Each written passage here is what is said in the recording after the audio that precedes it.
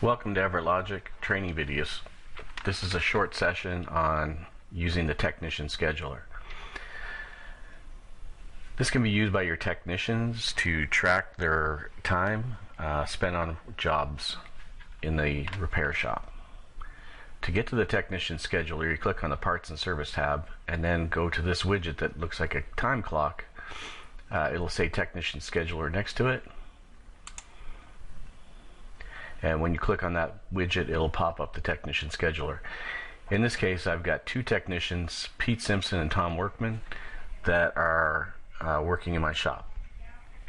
In this case, I have two jobs that have been assigned to each one of these technicians, and you can see that up here in the top, this is where your assigned jobs are.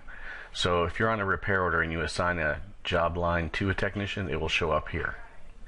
Then when the technician is ready to do the work, for example, you can come down here into this particular job and drag. You can move it around, but if you're ready to start the job, just double click on the job and it'll pop up a window where you have a start and stop button. So the technician, when he's logged in, he can start his job and it'll put in the current time, and then he can save that information and then he can go start doing his work.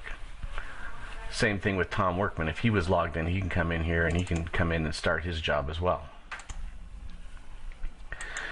Now you'll notice on these jobs, when I pull them up, the technician can also type in the cause and the solution. So the problem is telling him what he's looking at. So there's a leak in the kitchen window. He knows where he has to go to complete that. We have a cause. He can type in what it is. You could say the seal is worn. And then he can complete his work, and he could say replaced the seal, or with some other information. Now by default, we've set it up that each job is going to calculate half an hour, and that's why it's showing up here in the half-hour time frame. But when he actually stops his work, it'll put in the exact time and put in the calculated hours. And if he's completed his work, he can click on Technician's Work is Completed.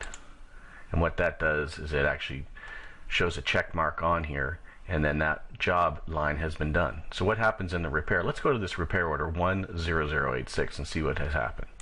So I'm going to close the Technician Scheduler. Go to the repair through the quick search 10086.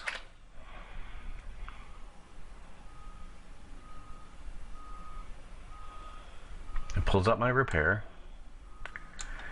Let's go to the Service Items tab, leak in the kitchen window, and you can see that the cause and the solution has been updated.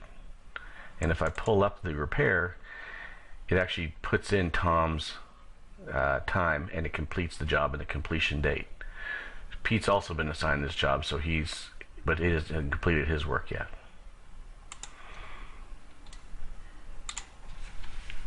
And that's how you use the technician scheduler, how your technicians can use the technician scheduler to manage their work and update repair orders. Thank you for seeing this video. If you want more in-depth information, please contact our support team, and we will be happy to schedule an appointment to show you more in depth on the technician scheduler.